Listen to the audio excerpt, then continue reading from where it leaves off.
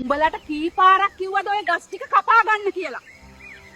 අපේ වත්තට තමයි කොළ වැටෙන්නේ. අනේ අක්කේ ඔකට කේන්ති ගන්න එපා. දැන් සිල් අරගෙන ආවා විතරනේ. උඹට මගේ සිල් ගැනිල්ලෙන් වැඩක් නැහැ. උඹලට කලින් අපි මේවල ඉන්නේ. ඒක මතක තියාගනින්.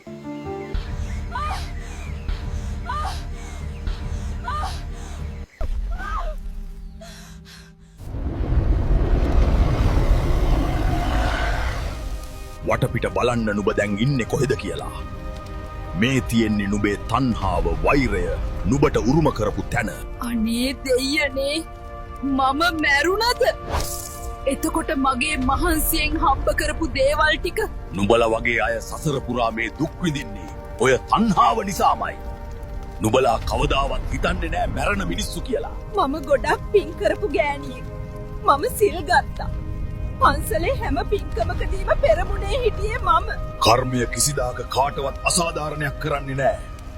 නුඹ පන්සල් ගියා, සිල් ගත්තා, දානය දුන්න තමයි ධර්මය අවබෝධ කරගෙන ජීවත් වුණා නම් අර වගේ පස් පිඩැල්ලකට නුඹ ඔය තරම් කෝප වෙන්නේ නෑ. හරියට සිල් රැක්කනම් හිතට ඒ තරම් ක්‍රෝධයක් එන්නේ නෑ.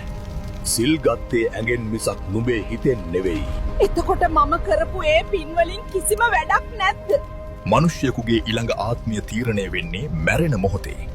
චුති චිත්තයට නැත්නම් අවසාන සිතුවිල්ලට එන අරමුණ අනුවයි. නුඹ මැරීගෙන වැටෙන මොහොතේ නුඹේ හිතේ තිබුණේ පන්සලවත්, නුඹ ගත්තු සිල්වත් නෙවෙයි. ඉඩම ගැන තිබුණු තණ්හාවත්, අසල් වැසියා ගැන තිබුණු මහා ක්‍රෝධයක් විතරයි. නුඹට ධර්මය අවබෝධයක් නොතිබුණු නිසාමයි මැරෙන මොහොතේ ඒ පින්කම් කිසිවක් නුඹේ මතකයට ආවේ නැත්තේ.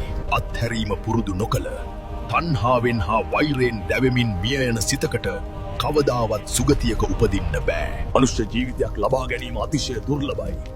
ඒ තරම් වටිනා මනුෂ්‍ය ජීවිතයක් ලැබිලත් නුඹලා ඒක නිකරුණේ විනාශ කරගන්නවා. අවුරුදු 70ක් 80ක් වගේ ඊටාම කෙටි කාලයක් විතරයි නුඹලා මනුස්ස ලෝකයේ ජීවත් වෙන්නේ. කවදාවත් නොමැරෙනවා වගේ මේ පස් ගොඩවල් වලටයි ගඩොල් ගොඩවල් වලටයි තණ්හා කරනවා. ඉපදෙනකොට අරන් ආපු ඉඩමකුත් නෑ.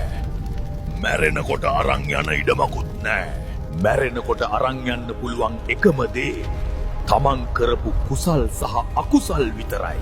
මට තේරෙනවා මගේ වැරද්ද. කේන්තිය නිසා මම මගේ වටිනා ජීවිතය නැති කරගත්තා. මට ආයෙත් එකපාරක් මනුස්ස ලෝකෙට යන්න දෙන්න. දැන් පසුතැවිලි වෙලා පළක් නෑ. මනුස්ස ලෝකයේ ඉද්දී මේ දේවල් නුඹට ඕන තරම් ඇහුණා. මෛත්‍රියෙන් ජීවත් වුණා නම් අද නුඹට මේ ඉරණම අත් වෙන්නේ නෑ. තරහව කියන්නේ ගින්නක්. දැන් ඒ ගින්නෙන් පුච්චන්නේ නුඹවමයි. දැන් නුඹට සිද්ධ වෙනවා මේ අපායේ දුක් විඳින්න.